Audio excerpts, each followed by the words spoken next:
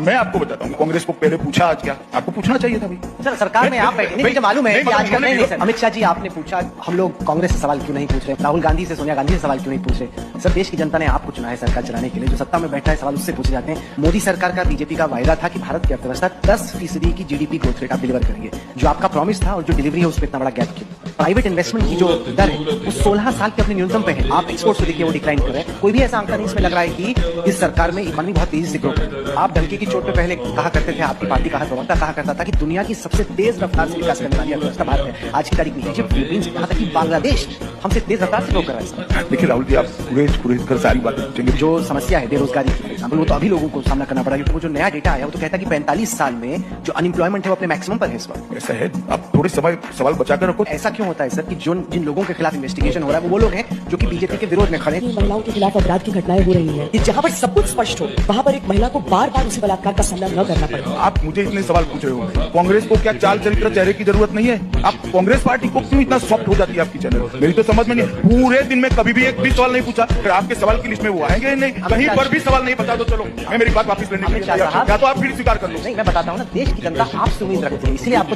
जनता हमसे पार्टी में तो डिफरेंस आप है, इसलिए सवाल आपसे पूछे जाएंगे कि आप भी कांग्रेस से कड़े सवाल करो।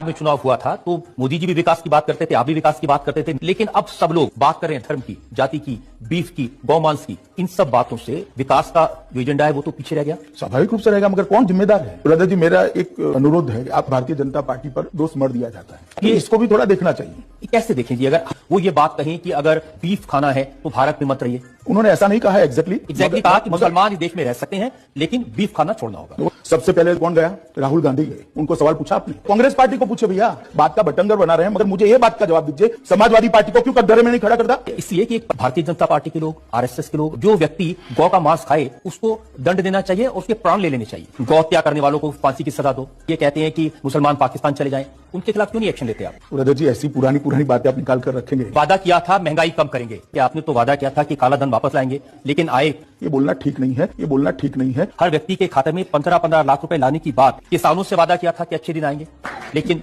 आत्महत्या के नंबर बढ़ता जा रहा है, किसान सुसाइड कमिट कर रहे हैं। अखबारों की सुर्खियां देखकर मुझे सवाल करेंगे तो ऐसा ही होगा रजत जी। अखबारों की सुर्खियां तो ये है ना, किसान तो आत्महत्या कर ही रहे। मुझे लगता है ये सवाल कांग्रेस के नेतृत्व को पूछना चाहिए, और जनता का तो नुकसान होगा। के लिए जिम्मेदार कौन है रजत जी? ये जिम्मेदार कांग्रेस।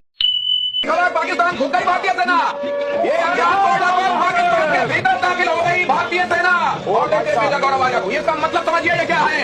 ये अब पराक्रम का वो प्रदर्शन है जिसकी तारीफ नहीं पाएगा पाकिस्तान।